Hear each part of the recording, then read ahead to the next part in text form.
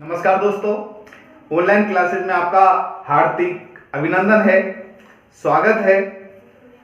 सभी को राधे राधे, जय श्री कृष्णा। आज जो हम बात करने वाले हैं वो बात करेंगे अमेरिका की विदेश नीति के बारे में कि अमेरिका की विदेश नीति किस तरह की है, किस तरह अमेरिका विदेश नीति को आगे लेकर चल रहा है। हम पहले भारत की विदेश नीति को देख चुके हैं, पाकिस्तानी विदेश नीति के बारे में भी हम बातचीत कर चुके हैं। आज हम बातचीत करने वाले हैं अमेरिका की विदेश नीति की। देखिए, अमेरिका की विदेश नीति, आज हम इसके संदर्भ में बातचीत करेंगे, जानेंगे अमेरिका की विदेश नीति किस तरह है, किन स्तंभों पर खड़ी हुई है, उसकी बात करेंगे। तो हम देखते हैं, देखिए, अगर हम संयुक्त राष्ट्र अमेरिका की बात करते हैं, संयुक्त राज्य अमेरिका राजनीतिक और आर्थिक रूप से संपन्न और एक महान शक्तिशाली देश है। चाहे हम राजनीतिक रूप से देखें, चाहे आर्थिक रूप से देखें, वो दोनों तरीके से शक्तिशाली है, संपन्न है। विश्व राजनीति के इतिहास को अगर हम देखते हैं तो हम देखते हैं कि सेकंड वर्ल्ड वॉर से पहले से ही वो संपूर्ण विश्व को प्रभावित करना शुरू कर दिया था अमेरिका ने।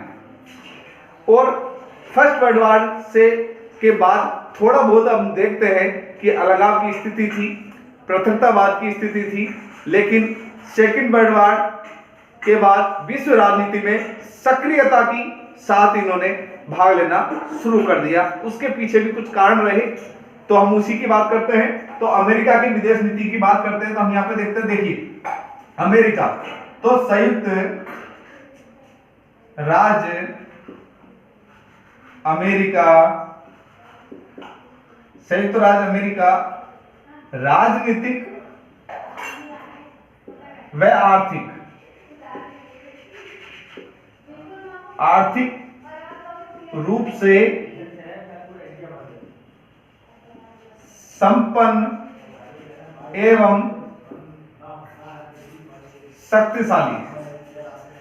इसमें कोई दो राय नहीं है, किसी तरह की दो राय नहीं है, इसके अंदर है ही है। इसके अलावा विश्व राजनीति में,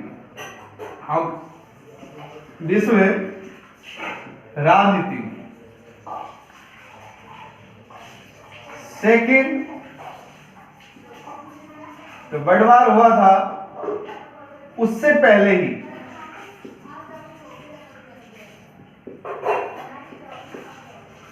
अमेरिका ने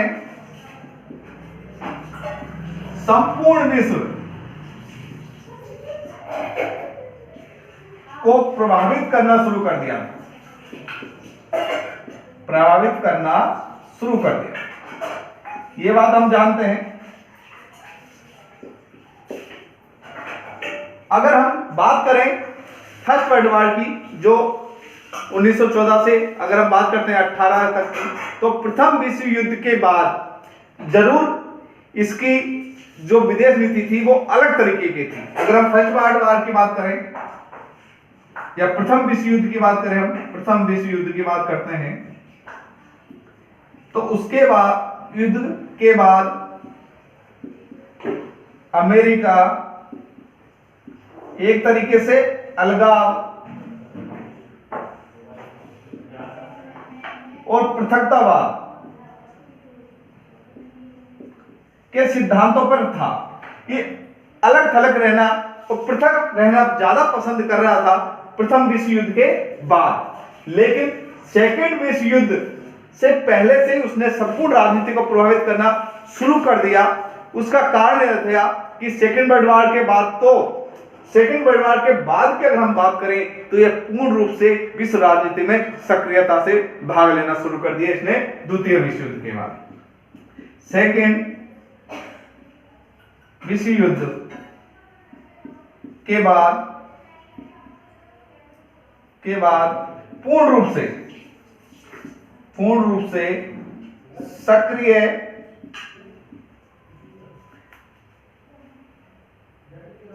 भागीदारी शुरू कर दी। सक्रिय भागीदारी शुरू कर दी किसने? सक्रिय भागीदारी की है विश्व राजनीति में। किसमें? विश्व राजनीति। विश्व राजनीति में अर्थात संपूर्ण विश्व को एक तरीके से प्रभावित करना शुरू कर दिया। अगर हम बात करते हैं द्वितीय विश्व युद्ध के बाद, तो वैसे तो पहले से करना शुरू कर दिया था, लेकिन सेकंड वर्ल्ड वॉर के बाद तो पूर्णतः प्रभावित करना शुरू कर दिया। उसका पीछे क्या कारण था, कि कैसे प्रभावित किया, क्यों किया, क्या कारण रहे, उसकी बात कर लेते हैं। एक बार आप इसको देख लीजिए, स्क्रीनशॉट ले सकते हो, है ना। अब बात करते हैं हम, देखिए उसके पीछे क्या कारण था कि सेकेंड वर्ल्ड वॉर के बाद अगर हम देखें तो जर्मनी और इटली ये एक तरीके से इनकी जो राजनीतिक स्थिति थी वो नष्ट हो गई थी।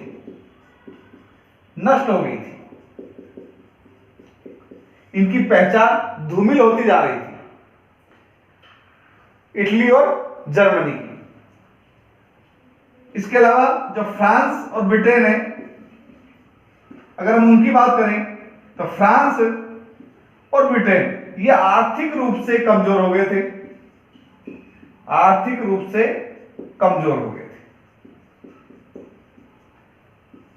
तो स्थिति इनकी भी अच्छी नहीं थी, ना फ्रांस की थी, ना ब्रिटेन की, ना जर्मनी की, ना इटली की।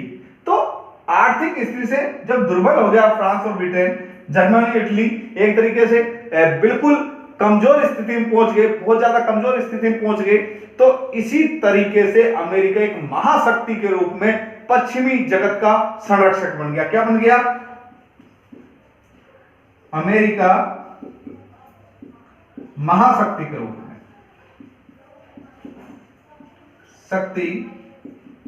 में पश्चिमी जगत का, हम कह सकते हैं पश्चिमी देशों का क्या बन गया? संरक्षक बन गया।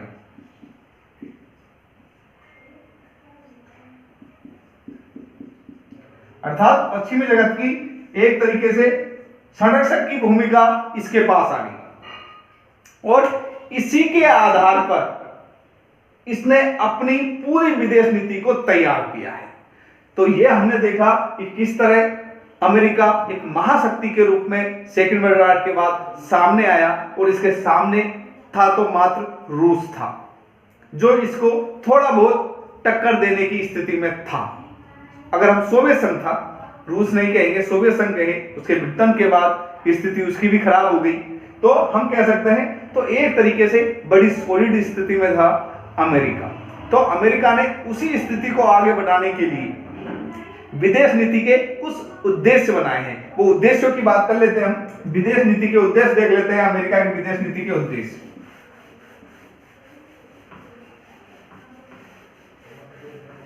देखिए अमेरिका की विदेश नीति के उद्देश्यों की बात कर लेते हैं। देखिए अमेरिका की विदेश नीति के उद्देश्य देख लेते हैं। यहां पर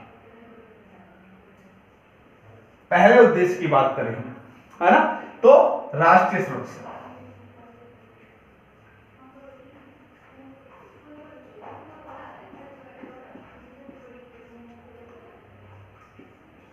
दूसरे उद्देश्य की अगर हम बात करें तो पहला उद्देश्य राष्ट्रीय सुरक्षा, दूसरा प्रजातंत्र की रक्षा, प्रजातंत्र की रक्षा। तीसरा उद्देश्य अगर इनका है तो वो है साम्यवाद के प्रसार को रोकना, साम्यवाद के प्रसार को रोकना। ये तीन उद्देश्यों की पहले बात कर लेते हैं, बाकी के बाद में करेंगे। तो तीन उद्देश्यों की पहले बात कर लेते हैं। वैसे उद्देश्य बहुत सारे हैं, उनके सबकी बात करने वाले हैं। पहला है राष्ट्रीय सुरक्षा। राष्ट्रीय सुरक्षा देखिए, किसी भी देश का प्रथम उद्देश्य होता ही राष्ट्रीय सुरक्षा है, अपने देश की सुरक्षा सबसे पहले, उसके बाद है पूरा जगत, पहले अपनी सुरक्षा करना। तो राष्ट्रीय सुरक्षा हमेशा से प्रथम राह ही है, और राष्ट्रीय सुरक्षा के लिए इन्होंने अमेरिका, यूरोप, एशिया, अफ्रीका, इन सब में संतुलन स्थापित करने की कोशिश की राष्ट्रीय सुरक्षा के संदर्भ में। प्रत्येक राज्य का प्रमुख उद्देश्य होता है, तो हम कह सकते हैं राष्ट्रीय सुरक्षा, इसके अंदर लिख सकते हैं हम पहला, प्रत्येक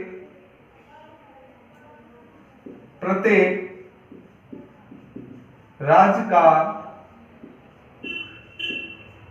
प्रथम उद्देश्य क्या होता है, राष्ट्रीय सुरक्षा होती है। इसके बाद अगर हम बात करें तो इसके लिए इसने क्या किया, भाई ये तो हमने देख लिया प्रथम उद्देश्य होता है, इसलिए इन्होंने अपने उद्देश्यों में सबसे आगे किसको रखा, राष्ट्रीय सुरक्षा को रखा, और इसके ही सुरक्षा के लिए ही इन्होंने सभी में शक्ति संतुलन बना रखे। तो अमेरिका, यूरोप, है ना, America, Europe, Asia, Africa, Asia और अफ्रीका की बात करें, है ना, एशिया, अफ्रीका,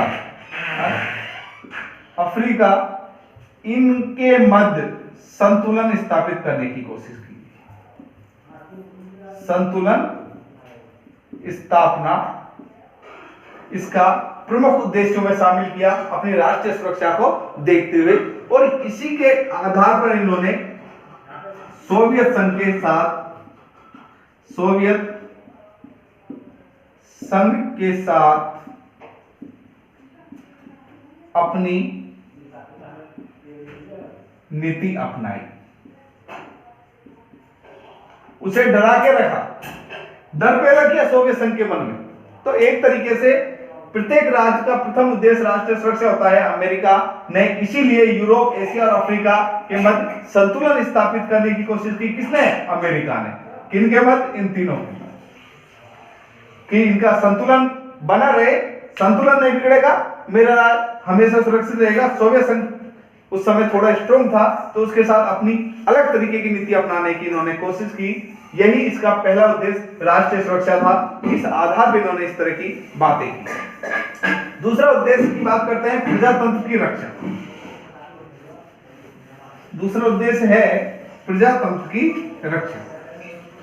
हम यह प्रजातंत्र की रक्षा की बात करें तो हम ये अच्छे से जानते हैं कि अमेरिका एक महान प्रजातांत्रिक देश है।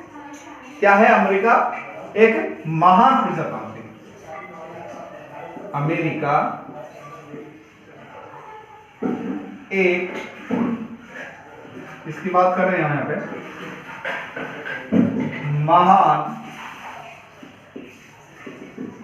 प्रजातांत्रिक देश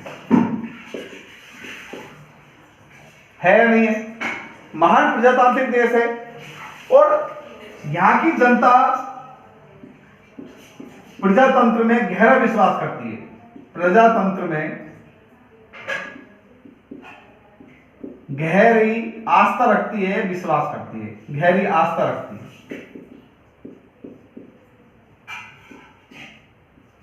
इसलिए दूसरा उद्देश्य क्या हो गया, खुद प्रजातांत्रिक देश है, इनकी जनता प्रजातंत्र में विश्वास रखती है, तो प्रजातंत्र की रक्षा इनका उद्देश्य बन गया कि हमको क्या करनी है, प्रजातंत्र की रक्षा करनी है।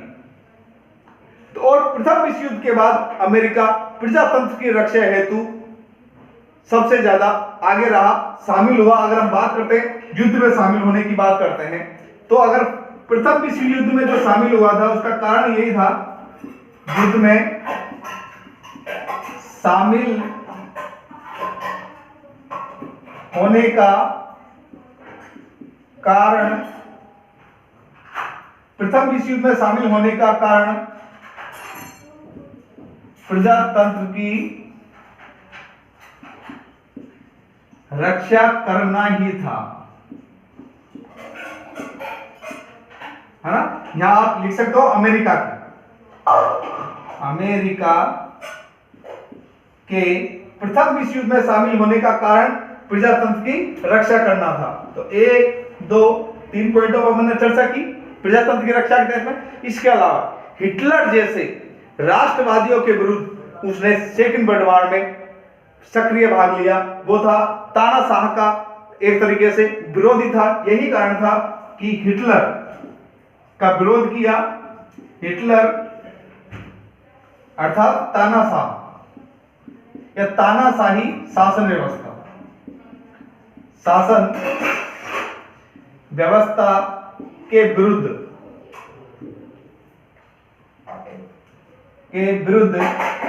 सेकेंड विश्व युद्ध में भाग लिया।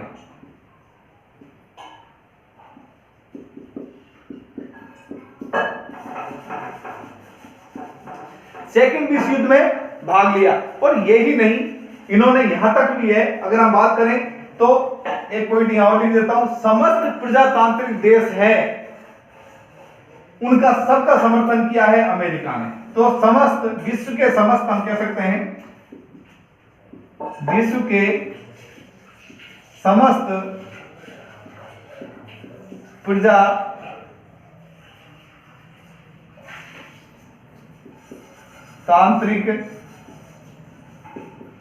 देशों का समर्थन किया। तो क्या क्या किया इसने प्रजातंत्र की रक्षा के लिए? अमेरिका एक महान प्रजातांत्रिक देश है, उनके लोगों को, अमेरिकी लोगों को प्रजातंत्र में गहरी आस्था है, इसीलिए उन्होंने प्रथम विश्व युद्ध में शामिल होकर प्रजातंत्र की रक्षा करना उचित समझा और प्रथम विश्व युद्ध में शामिल हुए। इसके बाद हिटलर की तानाशाही व्यवस्था का अंत करने के लिए उन्होंने सेकंड वर्ल्ड वॉर में भी भाग लिया और समस्त विश्व के जितने भी प्रजातांत्रिक देश हैं उनका सबका समर्थन करता है। कौन? अमेरिका। तो ये इसकी दूसरी विदेश नीति है, प्रजातंत्र की रक्षा करना। पहली राष्ट्रीय सुरक्षा, बिल्कुल याद हो जाना चाहिए, यहीं पे बड़ा सिंपल है। बात करते हैं, तीसरी बात करते हैं, साम्यवाद के प्रसार को रोकना।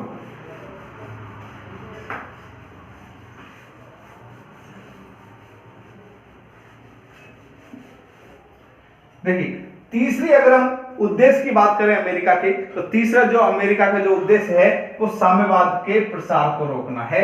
साम्यवादी जो व्यवस्था है, साम्यवादी व्यवस्था है जो कि रूस, चीन आदि देशों में है, इनके प्रसार को रोकना, इनके प्रसार को रोकने के लिए ही एक तरीके से शीत युद्ध चला। क्या चला? शीत युद्ध चला और अमेरिका ने उन्हीं लोगों का सहयोग देना शुरू किया जो साम्यवाद के विरुद्ध थे। एक तरीके से दो गुटों में बढ़ता जा रहा था। गुट निरपेक्ष देशों ने थोड़ा सा बचाव किया अपने आप को इन दोनों चीजों से, पूंजीवाद और साम्यवाद से अलग रखने के। तो साम्यवाद को, प्रसार को रोकना ही अमेरिका का उद्देश्य था, जिससे हम रूस की ताकत को रोका जा सके और साम्यवादी जैसी व्यवस्था है जो पूंजीवाद के विरुद्ध है, उस व्यवस्था पर लगाम लगाना एक उद्देश्य रहा है इनका हमेशा विदेश नीति का। तो एक उद्देश्य विदेश नीति का हम कह सकते हैं साम्यवाद के प्रसार को रोकना है। इसके अलावा आर्थिक हितों का ध्यान रखना। चौथे पॉइंट की बात करें, हम 3 पॉइंटों की बात कर चुके हैं, अगर चौथे पॉइंट की बात करते हैं, विदेश नीति का चौथा उद्देश्य क्या रहा? देखिए, चौथा उद्देश्य की अगर हम बात करें, फोर्थ उद्देश्य की बात करें हम, तो साम्यवाद के प्रसार को रोकना। साम्यवाद प्रसार देख लिया हमने। पूंजीवाद, आर्थिक हितों की रक्षा करना, आर्थिक हितों की रक्षा करना। देखिए किस तरह पूंजीवादी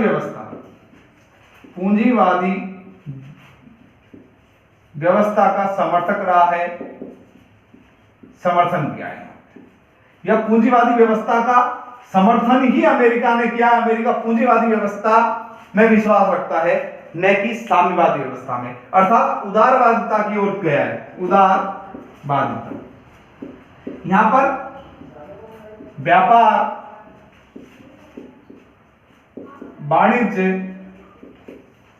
इनके संदर्भ में लोगों को पूर्णतः विकास करने की छूट दी है कि आप बिल्कुल विकास कीजिए अपने स्तर पर, आप जितनी क्षमता के साथ विकास कर सकते हो कीजिए, उस पर राज्य किसी भी तरह का हस्तक्षेप नहीं करेगा, कोई साम्यवादी व्यवस्था नहीं लाएगा। आप अपना पूंजी को बढ़ाइए, व्यापार कीजिए, कंपनियां खोलिए, कुछ भी करिए। तो एक तरीके से पूंजीवादी व्यवस्था एक उद्योग प्रधान व्यवस्था है। एक पूंजीवादी व्यवस्था क्या है? एक उद्योग प्रधान व्यवस्था है। उद्योग प्रदान व्यवस्था, जिसमें उद्योग धंधों को इंक्रीज करने के लिए लोगों को प्रोत्साहित किया जाता है, जिससे एक तरीके से यही तो कारण है कि आर्थिक स्थिति बहुत स्ट्रांग होती जा रही थी अमेरिका की, क्योंकि वहां के लोग अमीर होते जा रहे थे। इसी को ध्यान रखते हुए उन्होंने तेल कूटनीति में सक्रियता से भाग लिया। उसके पीछे भी पूंजीवादी व्यवस्था थी। क्या? तेल कूटनीति में सक्रिय भाग लेना।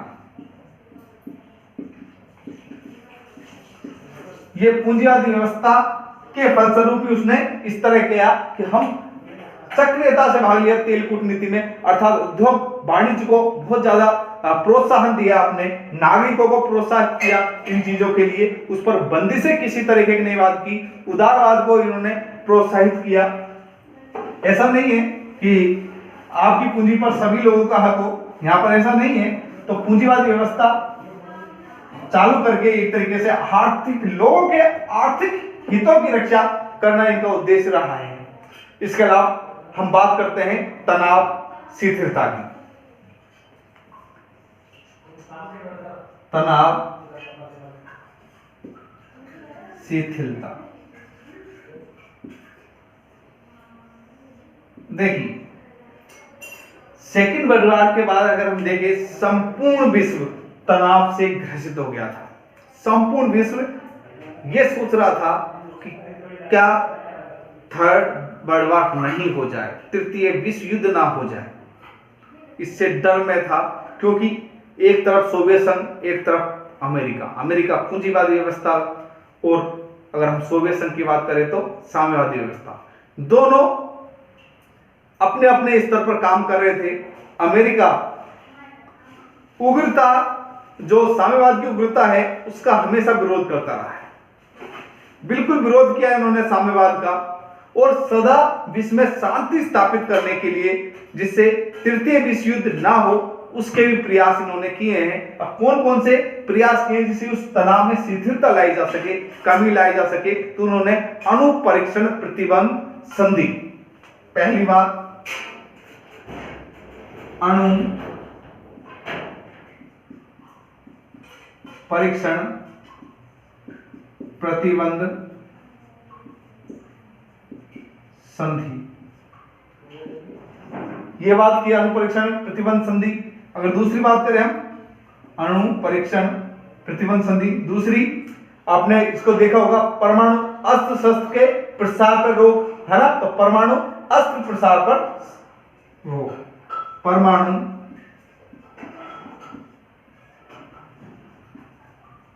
अस्त्र प्रसार संधि।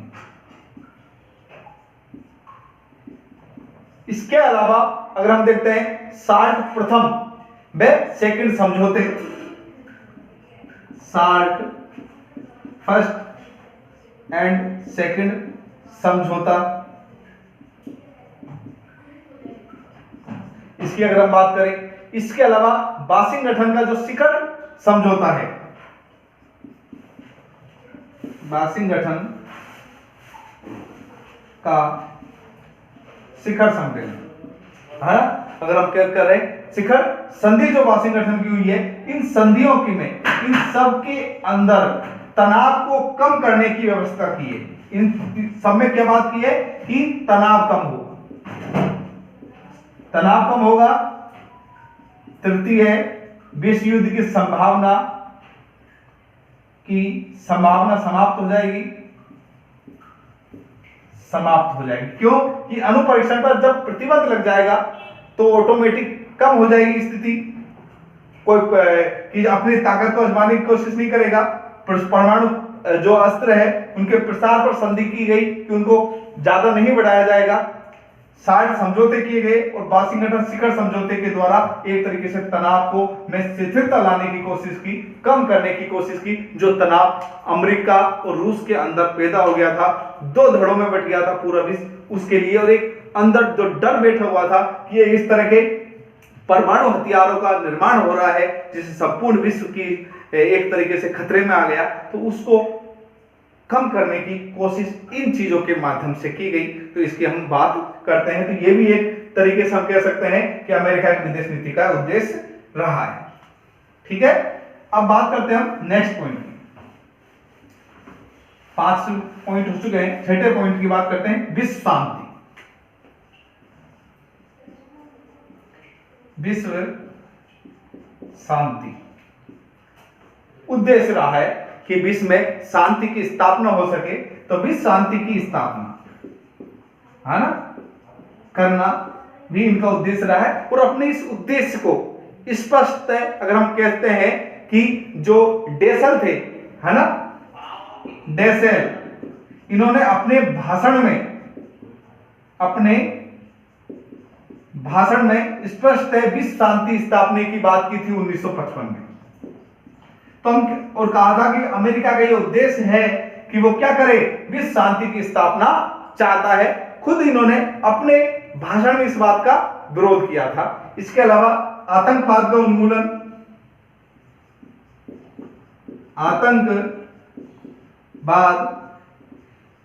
उन्मूलन, अर्थात आतंकवाद को उन्मूलन की जगह हम लिखो कि आतंकवाद को खत्म करने का प्रयास, इनके द्वारा ये प्रमुख उद्देश्यों में शामिल हुए, प्रयास किए गए। अब देखिए, पहले तो अमेरिका एक तरीके से केवल अगर कहीं पर आतंकवादी घटनाएं होती थी तो वक्तव्य जारी कर देता था, वक्तव्य जारी करके ये कह देता था हमें खेद है, हमें दुख है, इस तरह की घटनाएं नहीं होनी चाहिए, ये अच्छी नहीं है, निंदा से काम चलाता था। लेकिन जब खुद के ऊपर आक्रमण हुआ उसके बाद इनको समझ में आया कि आतंकवादी क्या चीज है। तो 11 सितंबर 2001 के बाद उन्होंने अपनी नीति में परिवर्तन किया। कब? अगर हम बात करें 11 सितंबर 1 के बाद अपनी नीति में परिवर्तन करते हुए आतंकवाद के खत्म करने के प्रयास किए। और इसके लिए इन्होंने ये कहा कि कोई भी देश आतंकवादियों की मदद नहीं करेगा, और पाकिस्तान से भी साफ कहा कि वो आतंकवाद को सहयोग नहीं करेगा, नहीं तो हम आप लोगों की मदद नहीं करेंगे। अगर जो आतंकवाद को शरण देता है हम उसकी मदद नहीं करेंगे। और इसी को ध्यान में रखते हुए 26 जून 2019 को, है ना, 26 जून 2019 को वहां के विदेश मंत्री, अमेरिका के विदेश मंत्री प्लस मोदी जी और हमारे राष्ट्रीय सुरक्षा सलाहकार डबोल जी, है ना, इन्होंने मिलकर के बातचीत की है आतंकवाद मुद्दे पर और उसको जड़ से समाप्त करने की बात की है। उसको किस तरह खात्मा किया जाए, इसके संदर्भ में 26 जून 2019 को आपसी बात हुई है। तो एक तरीके से अब ये विश्व शांति की ओर, आतंकवाद को खत्म करने के प्रयास में इनके उद्देश्य में शामिल हुए हैं। तो आप इस चीज को भी आप कह सकते हो, है ना। तो इस तरह के इनके ये उद्देश्य रहे हैं। आज के लिए इतना ही। कल हम अमेरिका की विदेश नीति को शुरुआत करेंगे, उद्देश्य पढ़ लें। अब अमेरिका की विदेश नीति अलग अलग शासनकाल में कैसी रही, ट्रंप के समय कैसी है और उससे पहले ओबामा के समय किस तरह की रही है, उनके ऊपर चर्चा करेंगे। तो नमस्कार, जय हिंद, फिर मिलते हैं नेक्स्ट क्लास में। राधे राधे सबको।